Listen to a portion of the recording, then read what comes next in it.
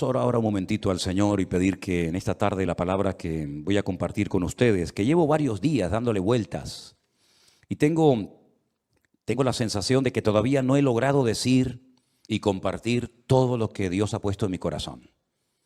A veces dicen, un secreto profesional, que el día más triste o más bonito para un pastor no es el domingo, sino el lunes. Porque el lunes es cuando piensas en la gente que faltó, la gente que tal vez no vino al culto, cómo salió el mensaje, si dijiste todo lo que tenías que decir o se te olvidaron muchas cosas. Gracias al Señor, para mí los días lunes son días de bendición y días de victoria, ¿verdad? Como cualquier otro. Pero a veces he tenido la sensación cuando llego a casa, sobre todo el domingo, ya el lunes ya me olvido, ya pienso ya en otras cosas, ¿no? Que no dije todo lo que tenía que decir, ni fui capaz de compartir todo lo que yo a nivel personal, en mi estudio de la palabra cada día, saqué de esta porción o de cualquier otra, ¿no? Pero vamos a orar juntos, si les parece, hermanos, para pedirle al Señor que en esta tarde, este hermoso salmo del cual voy a estar hablando, toque nuestros corazones y podamos aprender todo lo que tenemos que aprender en el día de hoy. ¿Les parece, hermanos? Vamos a orar. Señor, muchas gracias, Padre, porque cada vez que abrimos tu palabra, nuestro corazón se llena de gozo y de expectativa por lo que tú nos enseñarás, por lo que tú nos hablarás a través de ella. Te pido, Señor, que el estudio, la exposición de este hermoso salmo sea de bendición para todos los que vamos a oírlo y podamos aprender e interiorizar todo lo aprendido en el día de hoy. Ayúdanos, Señor, a estar atentos, tanto a la hora de compartir como a la hora de recibir, que tu nombre sea glorificado y que en esta tarde salgamos de aquí renovados y fortalecidos en la fe, en el nombre de Jesús. Amén y amén. Me gustaría primeramente ponerles en la pantalla, en las pantallas de la iglesia, un gráfico donde hemos hecho un pequeño resumen de los 150 salmos que tenemos hoy por hoy en nuestras Biblias. Realmente el libro de los salmos no es un libro, son 5 libros.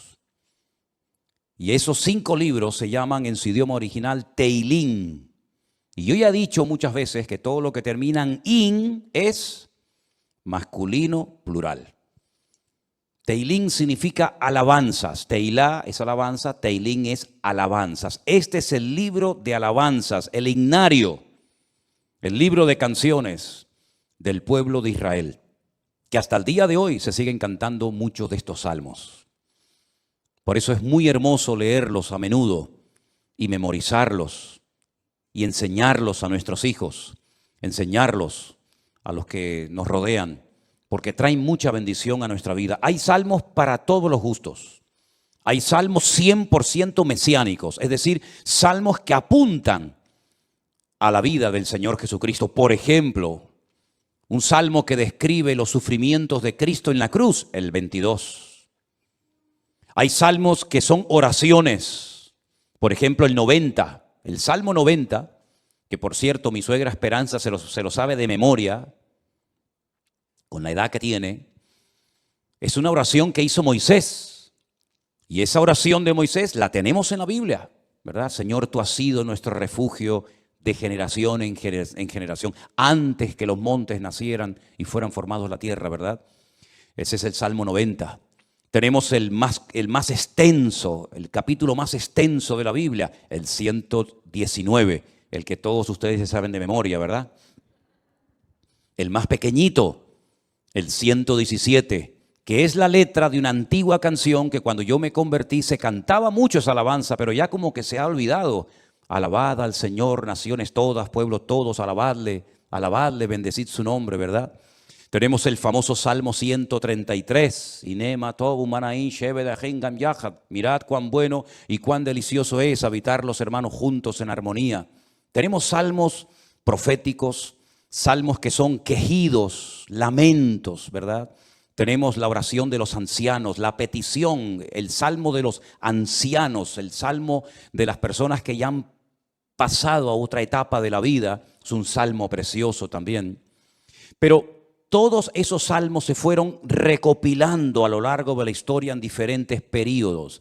Y ahí les he puesto un gráfico en las pantallas de la iglesia para que ustedes vean el proceso que experimentaron los salmos hasta poder recopilar los 150 y tenerlos en nuestras Biblias. Por ejemplo, los primeros 41 salmos, del 1 al 41, se recopilaron. No significa que se escribieron, pero que se recopilaron en la época del rey David. Porque hay algunos de esos salmos que son antes de la época del rey David. Por ejemplo, el que le cité a continuación, el 90, que es de la época de Moisés. Pero esos 41 primeros salmos se recopilaron, se reunieron y posteriormente se añadieron al libro de los salmos en la época del rey David. Otros salmos, por ejemplo, del 42 al 72 y del 73 al 89, se recopilaron en los tiempos de esos dos grandes reyes de Judá, los reyes del sur. Estos dos reyes fueron extraordinarios, Ezequías y Josías. Ezequías fue aquel rey que decidió meter el agua por debajo de Jerusalén para que si fuera sitiada, si los enemigos atacaban Jerusalén, no les cortaran el suministro de agua y se murieran de sed, esperando fuera los enemigos que Israel se rindiera. Todavía ese túnel subterráneo, esos túneles, mejor dicho, porque son varios, que llevan el agua por debajo de Jerusalén, todavía hoy en día se pueden visitar. Son los túneles que conectan la antigua ciudad de Jerusalén con el famoso estanque de Siloé. Y uno de ellos todavía recoge agua de lluvia y se puede pasar por él, incluso mojándose, el otro no. Y el rey Josías fue un rey muy utilizado, un hombre, un instrumento tremendo en las manos del Señor. Fue aquel rey que cuando le dijeron hemos descubierto el libro de la Torá, el libro de la ley en el templo que estaba abandonado, hace una serie de reformas extraordinarias que hacía muchísimo tiempo que Israel las necesitaba. Luego tenemos, por ejemplo, del Salmo 90 al Salmo 106 y también del 107 al último, al 150, tenemos esos salmos que se recopilaron en el tiempo de Esdras, el sacerdote, y de Nehemías, aquel copero, ¿se acuerdan? Que vivían en el palacio del rey y que es el instrumento que Dios utiliza para la restauración física, la restauración de los muros y también del templo de Jerusalén. Y Esdras fue el instrumento para la restauración espiritual del pueblo.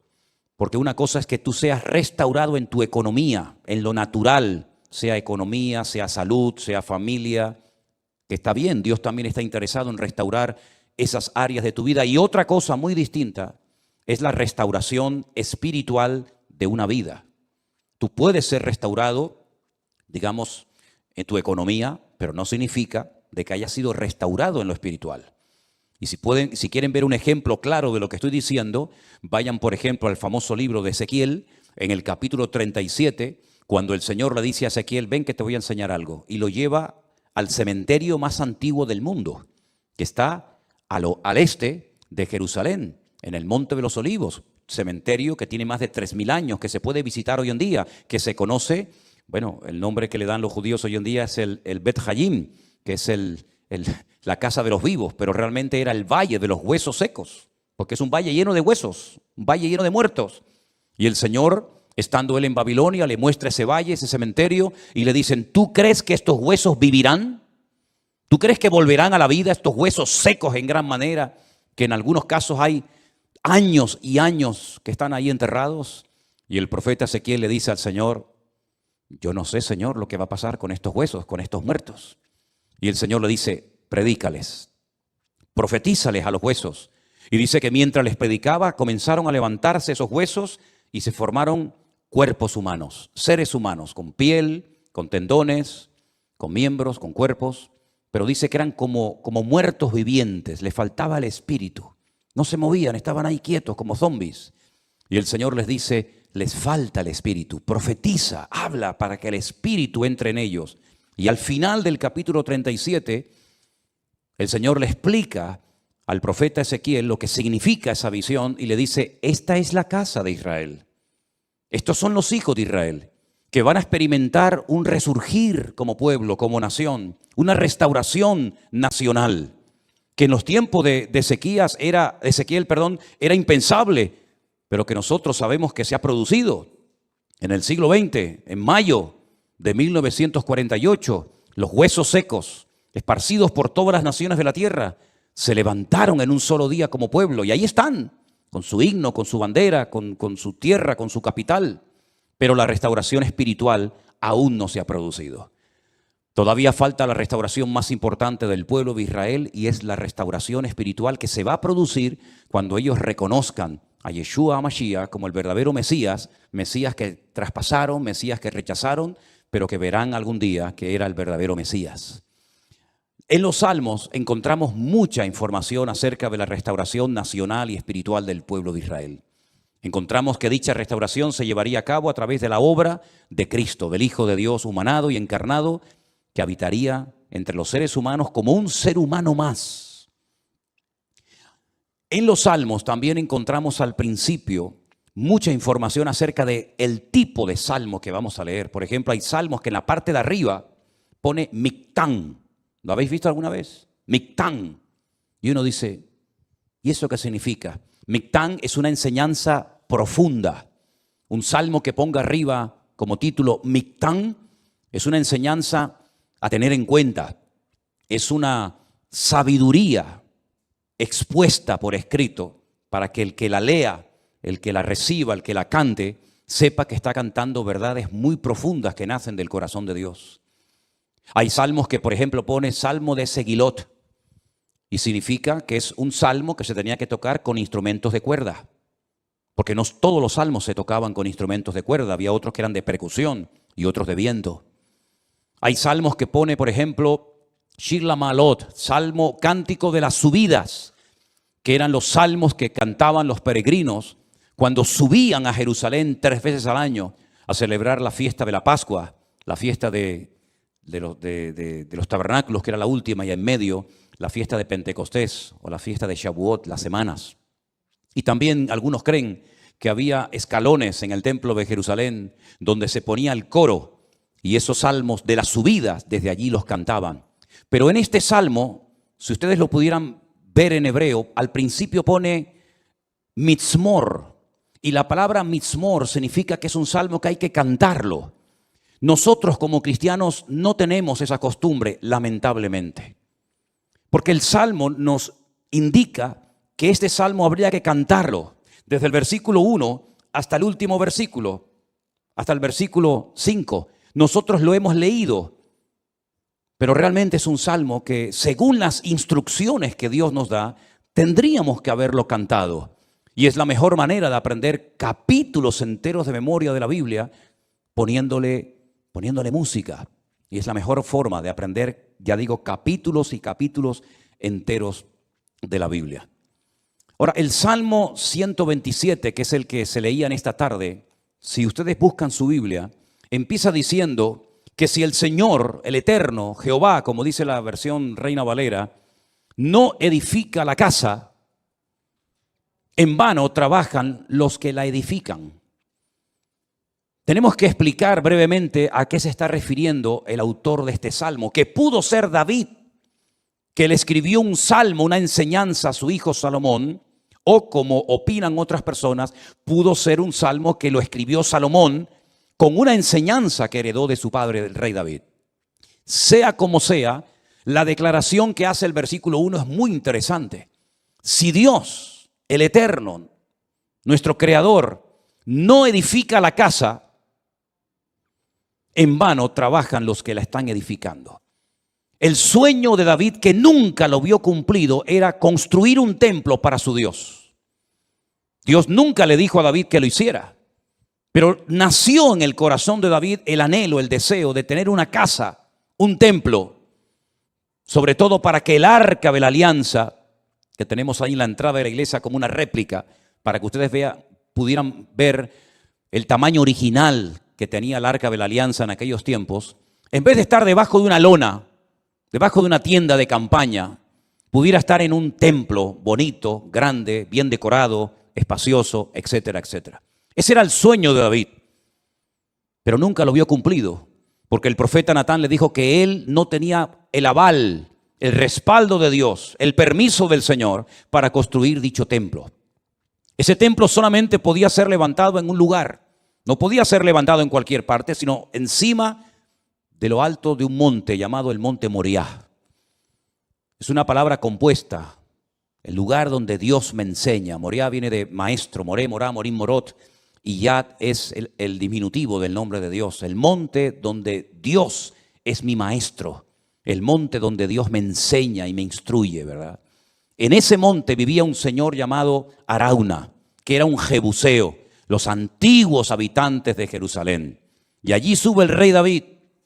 Y entonces dice la Biblia que allí ofrece un sacrificio, cuando había muerte por todas partes, por un pecado que, como bien saben ustedes, el rey David había cometido. Allí él presenta un sacrificio en el mismo monte y en el mismo lugar donde tiempo atrás el famoso patriarca Abraham, el amigo de Dios, había subido con su hijo Isaac para sacrificarlo sobre un altar, pero el Señor lo detuvo y le dijo: no lo hagas. Todavía ese altar, esa roca enorme que es tan grande como esta plataforma o más, todavía está allí. Y los judíos consideran que desde allí fue donde Dios creó el mundo, el ombligo, el centro geográfico de la tierra bíblica. Pues en ese lugar Salomón, su hijo, iba a construir el primer templo de la historia para Dios. Ellos tenían que partir de la base de que el Dios de ellos era tan grande, tan inmenso, que era imposible meterlo dentro de un templo.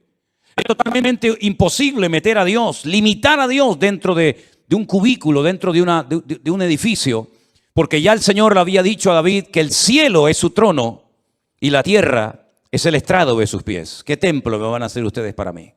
Los romanos se reían de los judíos cuando llegaron a Israel y decían: ustedes están locos, porque ustedes tienen un templo enorme, precioso, pero vacío. ¿Dónde están vuestros dioses? ¿Dónde están vuestras divinidades? Los griegos, los romanos y todas las culturas habidas y por haber levantaban templos, pero luego los llenaban de ídolos. Apolos, Afrodita, ¿verdad? Cibeles, Ares y tantos dioses. Pero los judíos nunca pusieron una figura de Dios, porque al Señor tu Dios adorarás y a Él solo servirás. Y en los famosos 10 mandamientos, el Señor prohibía la fabricación de imágenes de talla. Por lo tanto, era un templo vacío, pero en lo más recóndito, en lo más oculto del templo, estaba un lugar que nosotros lo llamamos el lugar santísimo, donde estaba el arca de la alianza. Y Salomón iba a poder construir ese templo con la ayuda de miles y miles de personas. Y podía estar tranquilo de que nadie le iba a atacar, porque su padre había estado durante años sometiendo a todas las naciones vecinas para que su hijo, en tiempos de paz y de prosperidad, pudiera construir el templo de Jerusalén. Lo tenía todo. El padre le dio los planos. El padre le escribió 77 letras de canciones que las tenemos en la Biblia, los famosos salmos de David, para que pudieran cantar. Inventó instrumentos musicales. Le dio oro, piedras preciosas, madera, plata, bronce. Lo tenía absolutamente todo. Y además Salomón hizo un pacto con el faraón, que eran expertos en aquella época en la fabricación de megaestructuras, porque los judíos nunca habían hecho un edificio tan grande, y mucho menos para Dios. Cómo levantar aquellas piedras, subirlas a aquel monte, colocarlas una encima de la otra. Aquellas columnas, más de 70 columnas exactamente, de una pieza. Cómo iban a levantarlas, ponerlas a nivel para que aquella casa no se cayera. El templo no tenía arcos, como lo inventaron los romanos. Por eso los arcos le han permitido a las fabricaciones y a la arquitectura romana permanecer hasta el día de hoy, pero eran columnas y era muy difícil poner aquello en pie. Hay, por ejemplo, en la ciudad de Jerusalén, en un lugar donde yo he llevado a algunos hermanos alguna vez, una columna entera que es como de aquí al fondo de la pared, que se quebró y allí la dejaron, y han pasado 2000 años y todavía aquella columna sigue allí. Él hizo un pacto con el faraón, se casó con su hija, hizo un pacto de no agresión. De hecho, su hija se murió en Jerusalén y hay en el torrente de Cedrón hay una pirámide pequeñita, recordando que allí está enterrada una mujer de origen egipcio, porque ella murió en Jerusalén. Y el faraón le ayudó a construir aquel hermoso templo. Pero Salomón sabía perfectamente que él podía tener el oro, la plata, los albañiles, los carpinteros, los canteros, absolutamente todo. Incluso había naciones que todos los años le traían, curiosamente, 666 talentos de oro. Multiplique 666 por 45, era una barbaridad de kilos de oro para ayudarle, Venían personas de todos los continentes de la tierra. Unos le traían marfil, otros le traían diamantes, otros le traían de todo. Pero él sabía que aunque lo tenía humanamente hablando todo, sin el respaldo, sin la ayuda del Señor, aquel templo nunca se iba a poder levantar.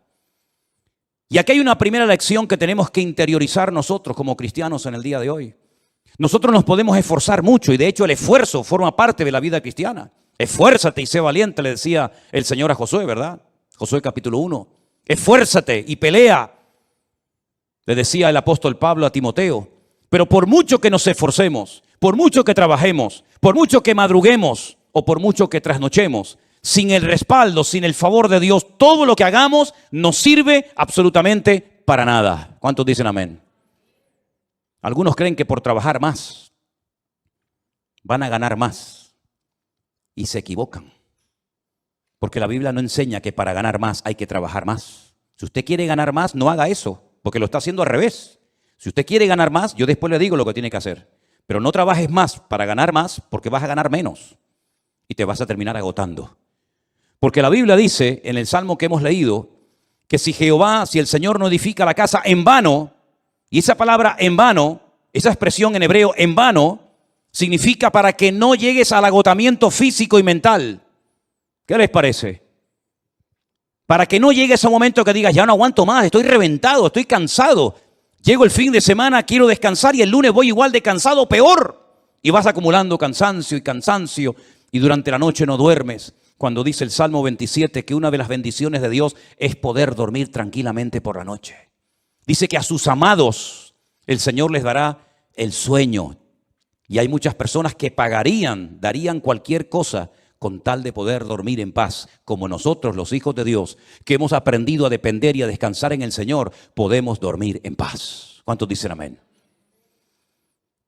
No sé por qué nos han hecho últimamente a Elena y a mí una pregunta, me la hacen de vez en cuando, por internet, por WhatsApp, por correos, incluso hasta en persona. ¿Ustedes están durmiendo bien? Y preguntamos, ¿y por qué nos hacen esa pregunta?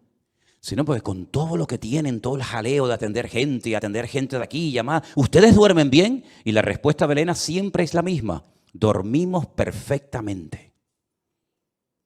Porque nosotros hemos aprendido a descansar y a depender únicamente del Señor. No entramos en estrés, ni en nervios, ni en agobio. No perdemos la paz absolutamente por nada. ¿Por qué? Porque la obra no depende de nosotros. La obra depende del dueño, de la cabeza. Y el dueño y la cabeza es nuestro Señor Jesucristo.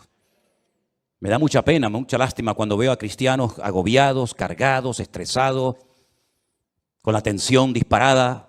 Perdonen si alguien se siente aludido. Yo es que no le he tomado la atención nunca a ninguno de ustedes. Por eso hablo desde la libertad, porque claro, va a decir, ¿este hombre cómo sabe que tengo yo la tensión alta? No, yo no sé nada, pero el Señor lo sabe todo. Pastillas para poder dormir, claro, después pastillas para despertarte. Agobiado, estresado, que no llego a fin de mes, que no pago el colegio de los niños, que los libros, que esto, que lo otro. Y yo he cumplido recientemente 60 años. No me da ninguna vergüenza decirlo, al contrario, estamos orgullosísimos de los 60 años que tenemos. Y de esos 60 años, que parecen mucho, pero a la hora de la verdad no son tantos, de esos 60 años, 40 los he dedicado a servir única y exclusivamente al Señor. Es decir, no me he dedicado en otra cosa los últimos 40 años de mi vida más que a servir al Señor. Con iglesias pequeñas, con iglesias grandes, con escasez, con abundancia, con mucha gente, con poca gente o con ninguna gente. Y en estos últimos 40 años, si algo hemos aprendido, sobre todo en este último año, es que Dios es galardonador de los que le buscan. Y cuando más difícil estaba todo, y cuando humanamente hablando era imposible que esto siguiera adelante, el Señor sin manos nos dio una cachetada de amor, mostrándonos y enseñándonos que Él es el que edifica su casa y su obra, y no nosotros. A mí me llama mucho la atención que este verbo edificar es exactamente el mismo que emplea el Señor Jesucristo cuando hace referencia a lo que Él iba a hacer. Edificaré mi iglesia. Su padre en Génesis capítulo 1 nunca empleó el verbo baná o boné, que es construir, sino el verbo bará, que se parece, pero no tiene nada que ver una cosa con otra. Bará es un verbo que solamente aparece en la obra creadora de Dios. Cuando dice la Biblia que en el principio creó, ese verbo creó es bará y significa crear de la nada. Este púlpito está hecho de un material llamado metacrilato. Lo mandamos a hacer hace 20 años. El que lo hizo, porque este no se ha perdido ningún culto desde que estamos aquí, Este ha estado todos los cultos, todas las reuniones de jóvenes, todos los cultos de jueves, todos los cultos de domingo. Este que está aquí, o esto que está aquí, ha estado siempre aquí. Pero el que lo hizo, no lo creó, lo hizo utilizando una materia prima, metacrilato. Y el púlpito que tenemos en la iglesia del Puerto de la Cruz es de madera. Y alguien lo hizo, no lo creó, utilizando la materia prima de la madera. Pero el verbo bará en Génesis capítulo 1 es crear de la nada. ¿Y cómo Dios creó sin utilizar materia prima? Sin utilizar tierra, sin utilizar piedra, sin utilizar madera, con el poder de su palabra. Dijo Dios, sea la luz, y fue la luz. Y dijo Dios, y todo lo que Dios decía se materializaba por el poder de su palabra. Pero curiosamente el Hijo, cuando viene a este mundo hace 2000 años, Él no dijo, crearé mi iglesia de la nada. No dijo eso, sino dijo, edificaré. Y si juntamos, y tenéis memoria para recordar esto, el Salmo 127 dice Salomón, si Dios no edifica esta casa, en vano estamos trabajando nosotros aquí. Estamos perdiendo el tiempo. Nos estamos desgastando, vamos a llegar a la extenuación, al agotamiento, si Dios no respalda esta obra. Porque Él sabía que esa obra no dependía de sus obreros, de su sabiduría, que era mucha y la tenía, de su dinero, que era mucho y lo tenía. Él sabía que aquella casa no era una casa particular, no era una sinagoga, no era un colegio, era la casa de Dios. Y la casa de Dios solamente se podía utilizar esa palabra, esa expresión, para hacer referencia al templo. Yo sé que hay gente que dice, hermanos, bienvenidos a la casa de Dios. Está mal dicho eso. Porque esto no es la casa de Dios. Esto es un local donde se reúne la iglesia, pero esto no es la casa de Dios. Dios no vive aquí. Si esto fuera la casa de Dios, yo no me voy de aquí ni a palos. ¿Cómo me voy a ir de aquí si mi Dios vive aquí? ¿A dónde me voy a ir? Nos tendríamos que venir a vivir aquí. Pero esta no es la casa de Dios. Pero en aquellos tiempos, cuando Salomón dice, si Jehová no edificare la casa, ¿a qué casa se refería? A la casa de Dios. Él sabía que esa casa no iba a poderse terminar si no tenía el respaldo de Dios. Por eso el Señor Jesucristo pudo decir, yo edificaré mi iglesia. Porque Él dijo, todo lo que hago y todo lo que digo, lo hago porque mi Padre me da autorización y me apoya para hacer y decir lo que hago. Por eso la iglesia ha permanecido en estos últimos 2000 años con persecuciones, con todo tipo de regímenes políticos, con falsas doctrinas, con divisiones, etcétera, etcétera. ¿Por qué? Porque el que la está fabricando no es el hombre, el que la está construyendo es el Señor Jesucristo.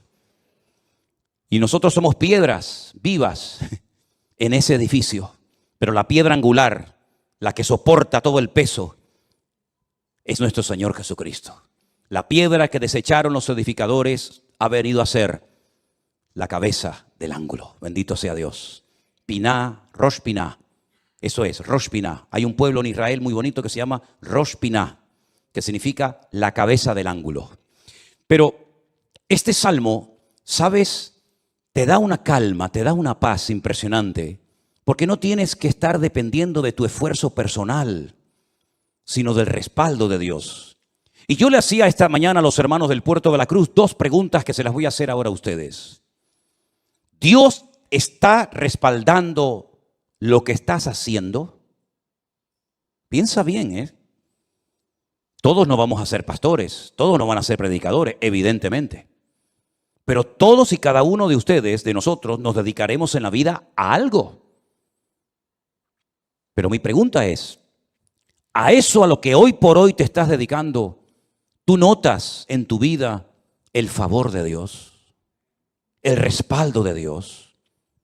Si la respuesta es sí, yo siento que en mi profesión, en mi carrera, en mis estudios, en mi trabajo, yo siento y noto que el respaldo, que la bendición de Dios está conmigo.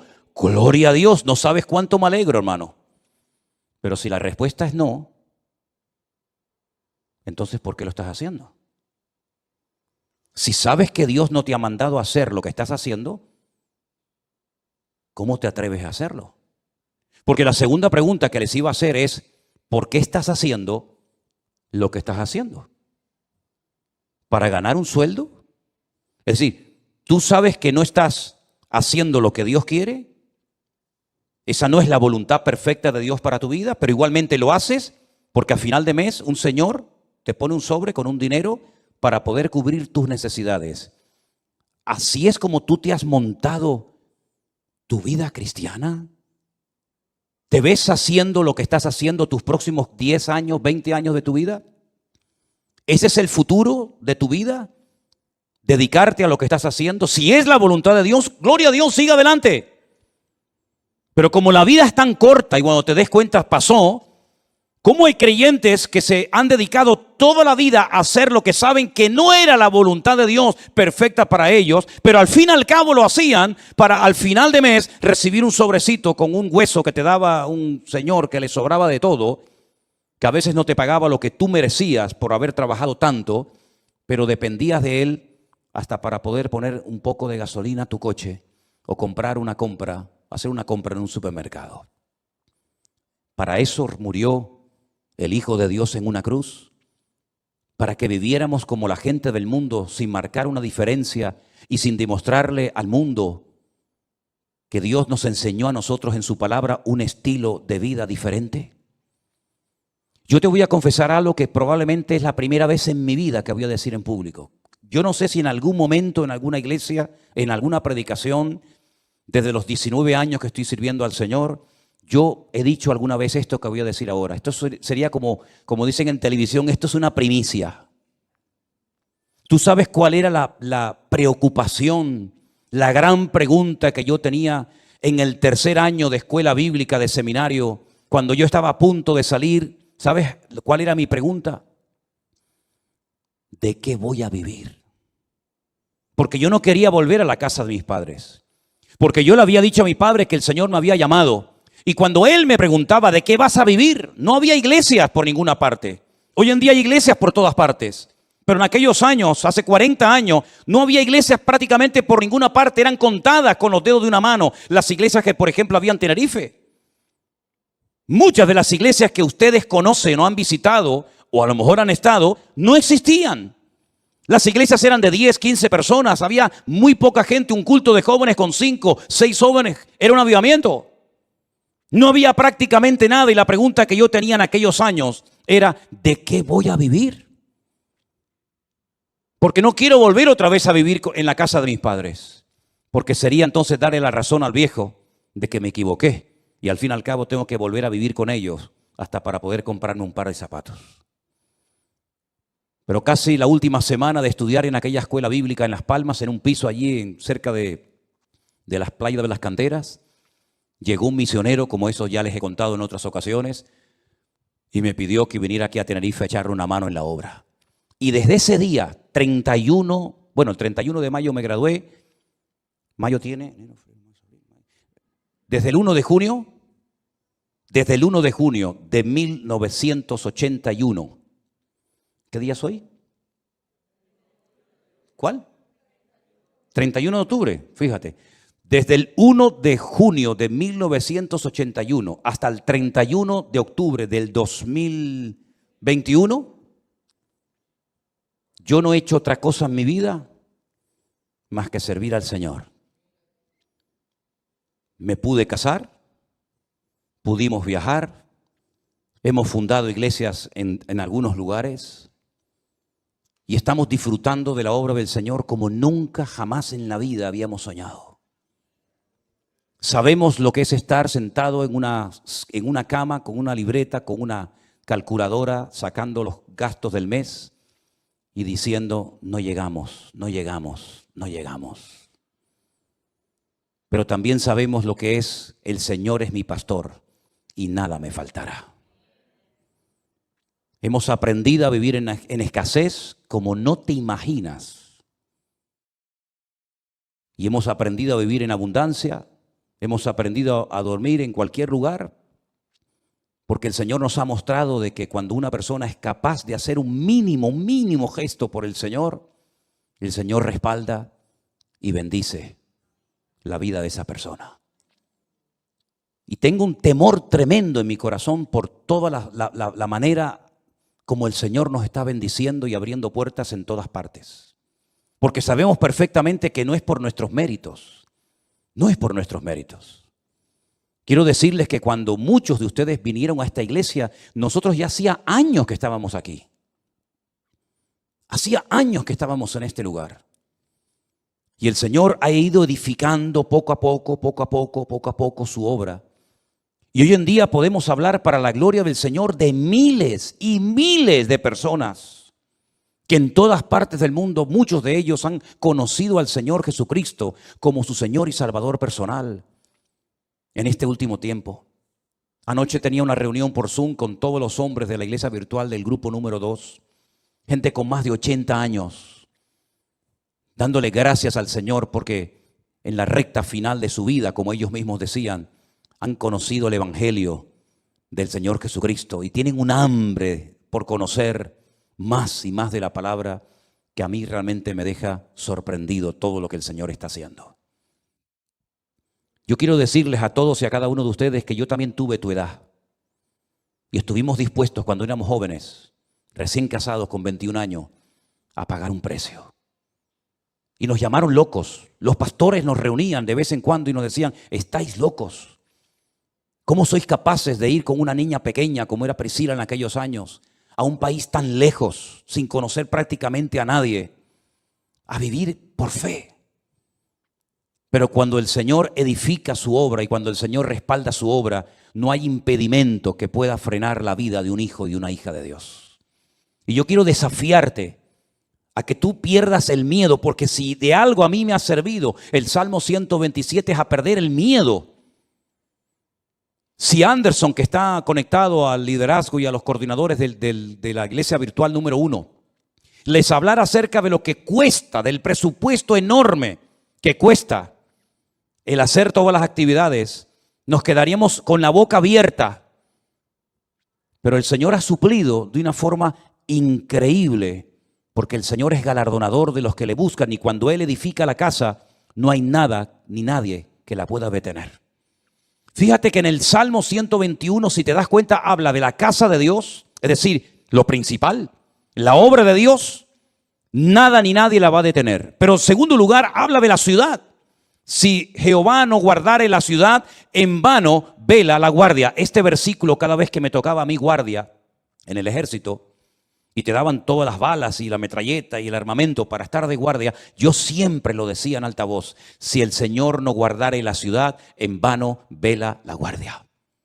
Porque todo lo que hagamos, todo tu esfuerzo personal, y que conste, quiero dejar bien claro, por favor, hermano, que el Salmo 127 no es un salmo que apoya al perezoso, al vago, al negligente. No, al contrario. El esfuerzo forma parte de una vida cristiana normal, pero todo nuestro esfuerzo, nuestro sudor, nuestro trabajo no sirve de nada si el Señor no respalda lo que estamos haciendo para Él. Absolutamente de nada. Luego es un golpe al ego del hombre, porque la gloria no me la llevo yo. Yo he sido el que he edificado, como decía Salomón, Nabucodonosor, ¿se acuerdan? Yo fui el que levanté la gran Babilonia. Y al final tuvo 7 años viviendo en un monte como un animal para que el Señor pudiera arrancar de su corazón la arrogancia y el orgullo. Porque una persona arrogante, acomplejada u orgullosa no es digna de estar sirviendo al Señor. Una persona con orgullo, una persona que se le sube a la cabeza lo que tiene, lo que es o lo que hace, es una persona que no está capacitada para estar al frente de una obra. Por eso a mí me da alegría ver al hombre más sabio de la tierra, a uno de los hombres más ricos del mundo, como era Salomón, que cuando la reina de Saba vino y lo visitó, le dijo, lo que me contaron no es ni el 1% de lo que ven mis ojos. Que él reconozca que el éxito de aquella obra no estaba en él, sino estaba en su Dios. Y nosotros tenemos que aprender hoy más que nunca, que tenemos que aprender a depender de Dios. Y eso hay que enseñárselo a nuestros hijos. Y hay que enseñárselo a los jóvenes de la iglesia para que nos demos cuenta de que en estos tiempos donde la economía está en crisis y donde el mundo irá, según la Biblia, de mal en peor, nosotros estemos preparados y sepamos adaptarnos a las circunstancias y no perder la paz ni el equilibrio, porque el Señor es nuestro Dios y estará con nosotros todos los días hasta el fin del mundo. Madrugar y trasnochar sin el respaldo de Dios no sirve absolutamente para nada. El Salmo 127 es un salmo donde el Señor nos muestra que cuando dependemos de Él podemos estar tranquilos. Y mire lo que dice: por demás es que os levantéis de madrugada y vayáis tarde a reposar, por demás. Y que comáis pan de dolores, pues que a su amado dará Dios el sueño. Y ahora yo te pregunto a ti, ¿y ustedes cómo duermen? ¿Dormiste bien anoche? ¿O estabas dando vueltas y vueltas y vueltas en tu cama sin poder conciliar el sueño? Una de las señales de que nuestra alma está alineada con Dios es que nuestro cuerpo y nuestra mente puede descansar tranquilamente durante la noche. Una mente atormentada sin la paz de Cristo, sin tener esa comunión con el Señor, es imposible que tu cerebro pueda descansar durante la noche y dormir tranquilo sabiendo en quién has confiado. Fíjate lo inútil que es rodearse de cosas o de personas para que te protejan y para que te ayuden cuando no está el Señor controlando tu vida, tu economía, tu matrimonio, tu ministerio, tu iglesia, etcétera, etcétera. Por mucha gente que te rodee, por muchos amigos que tengas, por mucha economía que tengas, no sirve absolutamente de nada. Y te voy a poner un ejemplo tremendamente gráfico para que veas lo inútil que es rodearse de personas creyendo y confiando en ellos en vez de confiar y descansar en las promesas del Señor. ¿Os acordáis de Saúl? ¿Sabéis quién era Saúl? Sí, ¿verdad? El primer rey de Israel. Estaba obsesionado con matar al rey David o con el joven David. El rey en aquella época dormía en el centro del campamento. Se hacían círculos concéntricos de soldados alrededor del rey, de tal manera que si saltabas uno de esos círculos de protección, automáticamente en el segundo caías. Es como en las cárceles. ¿Veis que hay como un muro alambrado que si logras saltarlo, te encuentras a continuación otro y te quedas entre muro y muro, ¿verdad? En muchos bancos en la península, aquí en Canarias no se ve, pero en muchos bancos en la península tocas un timbre, te abren una puerta, entras, se cierra detrás de ti y la otra no se abre hasta que se cierre la anterior, para que así te quedes entre una y otra. El rey Saúl dormía rodeado de centenares de soldados y de su guardia personal en el centro del campamento. David una noche bajó de las montañas y atravesó el primer círculo, el segundo, el tercero y hasta el mismo lugar donde estaba el rey Saúl dormido. Cogió la lanza del rey Saúl, subió a lo alto de una montaña y cuando estaba lejos comenzó a gritar: ¡Abner! ¡Abner! ¿Qué haces? ¿Qué forma de proteger al rey es esa? Mira lo que tengo en la mano. He llegado hasta la misma presencia del rey Saúl, al que supuestamente tú tienes que estar cuidando. Te has quedado dormido. No has cumplido con tu deber. Y ahí hay un ejemplo gráfico de cómo un rey rodeado de cientos de soldados que se quedan dormidos. Ahora puedes entender lo que dice el Salmo 127. Si el Señor no vela y cuida y protege a la ciudad, en vano vela la guardia.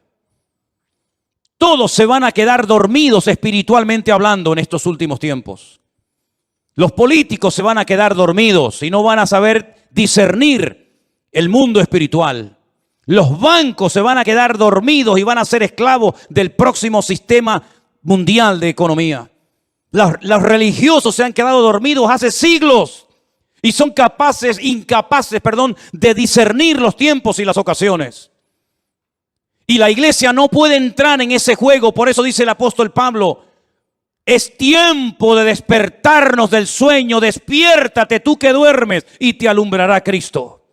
Hay un sueño, ¿verdad?, profundo que experimentó Adán. Pero fue un sueño que Dios produjo para que no le estorbara en la obra que el Señor estaba haciendo. Pero hay otro sueño de tipo espiritual que te adormece el alma, que atonta tu espíritu, que ciega tu entendimiento y que cauteriza tu conciencia y que te impide reconocer que a veces lo que estás haciendo no es la voluntad de Dios. Es un juguete, un entretenimiento del sistema faraónico del mundo que te da todo a cambio de nada y al final de tu vida no has hecho nada y te has creído que Dios estaba respaldando tu obra, tu ministerio, tu imperio, tu reino, pero has tirado por la borda tu vida y te has bajado a lo profundo del barco mientras había una tormenta arriba, tú te has quedado dormido y en vez de actuar marcando una diferencia, dejaste que el mundo te marcara y te manipulara a ti. Por eso, mis queridos hermanos, el Salmo 127 es de sacudir nuestras conciencias y despertarnos ante la realidad. ¿Qué estoy haciendo con mi vida? ¿Qué estoy haciendo con mis recursos? ¿Qué estoy haciendo con mi tiempo? ¿Qué estoy haciendo con mi juventud? ¿Qué estoy haciendo con los dones y talentos que Dios me dio? ¿Qué estoy haciendo en definitiva? Porque si lo que estoy haciendo no tiene el respaldo de Dios, ¿para qué lo sigues haciendo? ¿Es que acaso el Señor no dice en su palabra, el justo por la fe vivirá? ¿O es que eso solamente eran unas palabras bonitas que Martín Lutero en esta época del año, hace muchos siglos atrás, sacudió su conciencia, le hizo reconocer y recapacitar que el sistema religioso en el que estaba envuelto estaba envenenado y corrompido? Son unas palabras bonitas de un profeta del Antiguo Testamento que sí, quedaron muy bien, pero que hoy en día no tienen ningún efecto. ¿Eso funciona? ¿Es realmente así? ¿Eso es real? ¿Funcionan las promesas de Dios? Te pregunto, hermano. ¿Funcionan sí o no las promesas de Dios en tu vida? ¿Te fías de Dios? ¿Crees que Él te puede sanar, que te puede prosperar, que te puede bendecir? Pues te voy a dar algunas pinceladas para que empieces a entrar en una dimensión diferente en cuanto a tu relación con Dios. Primero, hay ciertas y determinadas cosas que hay que pelearlas y lucharlas en el campo de batalla. Goliat no se iba a ir por el hecho de que estaba frente a él el ejército de Israel. Al contrario, el ejército de Israel le atraía, porque la luz atrae a los mosquitos. Ellos no tuvieron que ir a buscar a Goliat. Goliat los encontró a ellos. Y aunque Goliat estaba en aquel lugar y se sabía que iba a ser derrotado, porque allí estaba el hombre de Dios, David. Para Goliat era un atractivo estar en aquel lugar, como es un atractivo para muchos el conquistar a tus hijos, o romper tu matrimonio, o derrotar tu ministerio. ¿Por qué? Porque tú tienes luz, tú proyectas luz. Hay una gracia de Dios, hay algo de Dios en tu vida que al enemigo lo atrae. No tienes que buscarlo, él te va a encontrar. La luz atrae a los mosquitos. Si no, vete al campo y enciende una luz para que veas cómo enseguida vienen los bichos. Y si nosotros verdaderamente somos luz, vamos a atraer a ciertas y determinadas cosas.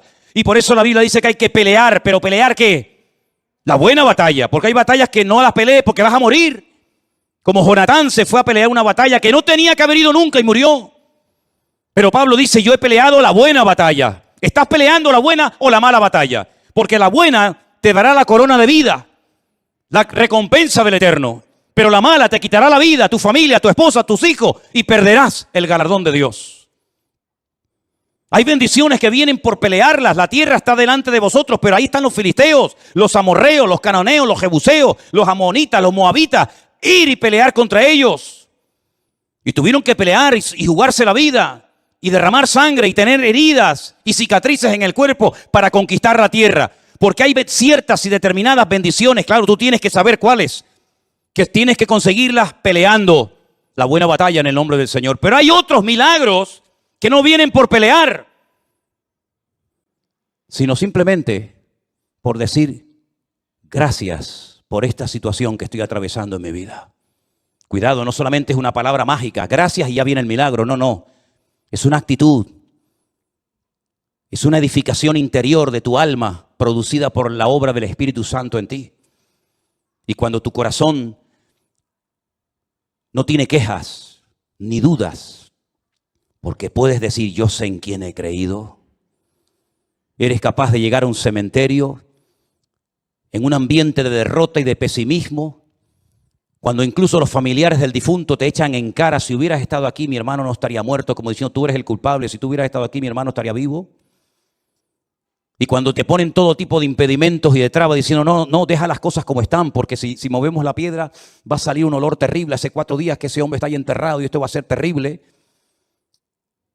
Cuando tú tienes un corazón moldeado por la mano del eterno Dios, tú eres capaz de, ante la muerte, decir, Padre, yo te doy gracias porque sé que tú siempre me oyes.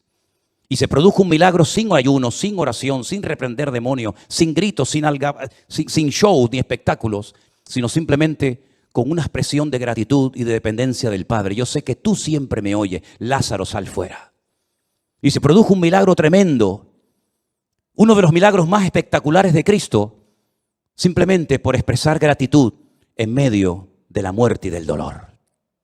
Y el segundo gran milagro de Cristo, un milagro que consistió en multiplicar cosas. En este caso no fue transformar elementos como agua o vino, sino crear cosas, multiplicar panes y peces de una forma incontable, en pleno desierto, donde no había recursos materiales para poder cubrir la necesidad de tantas miles y miles de personas, cuando sus propios discípulos, y tendrás esta experiencia en tu vida, te lo aseguro, hermanos que te llegarán y te van a decir, pero con ese sueldo, ¿a dónde vas? Y con ese cochecito que haces, y con esa motito que haces, y tus propios hermanos te tratarán de limitarte lo que tienes, como diciendo, pero lo que tienes no vale para nada. Cuando incluso uno se le acercó al Señor y le dijo, ni 300 denarios que tuviéramos, que no los tenemos, por cierto, pero si los tuviéramos, tampoco servirían para dar de comer a estas multitudes. El Señor toma lo poco y le enseña a los discípulos que en el peor momento de sus vidas, cuando acaban de recibir la orden, el desafío de darles vosotros de comer, aprendan a atender a la gente. Pero si no tenemos ni para nosotros. Sí, pero es que hay un principio. Cuando te descentralizas de ti mismo y te centras en Dios y en los demás, el aceite nunca faltará. Nunca faltará. Así que dadles vosotros de comer y yo os voy a enseñar cómo se les da a la gente hambrienta de comer. ¿Qué hay por ahí? Unos cuantos panes y peces, los cogió, los bendijo y dio gracias. Y dando gracias, comenzó a partirlo y le dijo, comenzar a repartir, comenzar a repartir, comenzar a repartir. Y hasta llegaron a sobrar cestas enormes llenas de pedazos de la comida que el Señor había multiplicado. Hay milagros que vienen por pelear. Hay bendiciones que vienen por pelear y jugarte la vida y hasta la extenuación si hace falta. Pero hay otros milagros que vienen cuando te relajas y dices, ya no puedo más. Pero te voy a dar gracias por mi hijo, por mi enfermedad, por mi escasez. Te voy a comenzar a dar gracias y voy a comenzar a gozarme en lo que no entiendo. Y voy a transmitir ánimo, aliento y gratitud a mi familia y a mi gente que me rodea. Y vas a comenzar a ver milagros impresionantes en tu vida. Yo digo una cosa, ¿qué tienes que perder? Imagínate que te funciona. Vas a estar toda la vida agradecido al Señor por haber aprendido a salir de la miseria, por haber aprendido a gozarte en la adversidad y por haber aprendido a ver la gloria de Dios en medio de las tormentas de la vida. ¿Cuántas tormentas hemos atravesado? ¿Cuántos desiertos hemos cruzado? ¿En cuántas cuevas nos habremos metido espiritualmente hablando? Pero de todas y de cada una de ellas nos ha sacado nuestro Dios. Y la situación en la que te encuentras ahora mismo, repito, la situación en la que te encuentras ahora mismo, y yo no me estoy dirigiendo a nadie, y lo quiero dejar bien claro, porque yo no necesito un micrófono para hablarte a ti, o a ti, o a ti hermanita, o a ti hermano. Yo no necesito jamás. Necesito de un micrófono para sentarme y decirle a usted, ven para acá. Yo le estoy predicando a toda la iglesia, pero creo que en este momento el Señor me está utilizando para decirte esto. La situación en la que te encuentras ahora mismo en tu matrimonio, en tu economía o en cualquier otra área de tu vida, Dios la ha permitido. Porque lo que tienes que aprender no lo vas a aprender riendo ni saltando, sino llorando y sufriendo. Porque lo que se aprende llorando no se olvida nunca. Lo que se aprende en el dolor y en el sufrimiento no se olvida jamás en la vida. Por eso hay dolores que son una bendición. Y por eso el Señor ha permitido que todos y cada uno de nosotros, con sus respectivas circunstancias, hayamos llegado a un punto en nuestra vida, con la edad que tienes, con la familia que tienes, con los hijos que tienes o no tienes, para que aquí le preguntes hoy al Señor, Señor, cuento con tu favor cuando mañana vaya a la calle a buscarme la vida en mi trabajo. Si eso es lo que Dios tiene planeado para ti, adelante, hermano, sal como un león, no como una gallina. Sal como un león, contento, triunfante. Sal de tu Getsemaní con el corazón recién quebrantado y roto, pero sal de tu Getsemaní diciendo: el Señor está conmigo como poderoso gigante. Pero no se te ocurra salir de tu desierto, no se te ocurra salir de tu Getsemaní sin la bendición y el respaldo de Dios, porque entonces habrás perdido tiempo, habrás perdido recursos y no habrás conseguido absolutamente nada. Déjate de lloriquear y pórtate como un hombre. Déjate de lloriqueos absurdos y ridículos y de levantar pena y compasión. Lo que tienes que meterte es en tu huerto de Getsemaní y aprender a derramar tu alma delante del Señor. Y no se te ocurra salir de ahí hasta que le hayas dicho: no se haga mi voluntad, sino la tuya.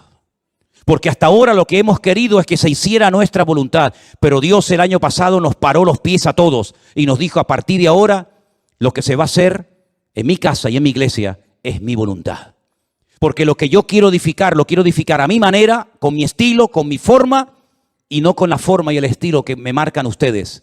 Vamos a dejarnos moldear, vamos a dejarnos tratar, vamos a dejarnos edificar por el Señor. Porque si el Señor nos respalda y nos apoya, seremos la gente más feliz y dichosa del mundo. Pero si el Señor en lo que hagas no te respalda, serás la persona más desdichada de esta tierra. Pregúntate a ti mismo en esta tarde: ¿por qué estoy haciendo lo que hago?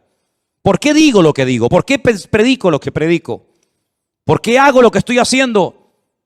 ¿No será que a veces hemos entrado en un sistema, en una rutina, en una mecánica y no nos paramos en silencio delante del Señor a preguntarle: Señor, ¿qué quieres hacer con mi vida?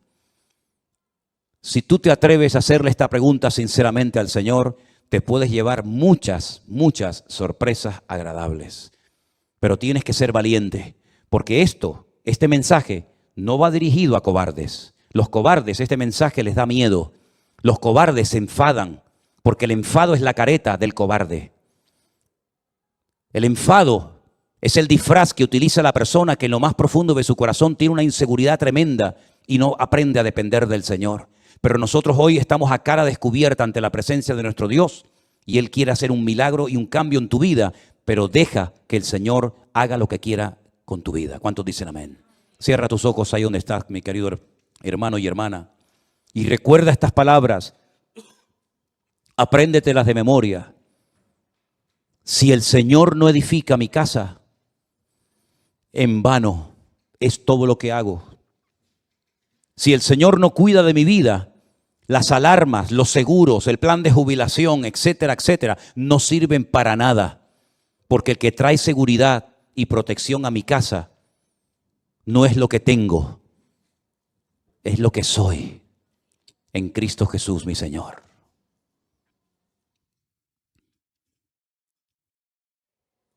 En esta tarde, Señor, hemos escuchado tu palabra atentamente y hemos reflexionado acerca de nuestra vida, de nuestra existencia.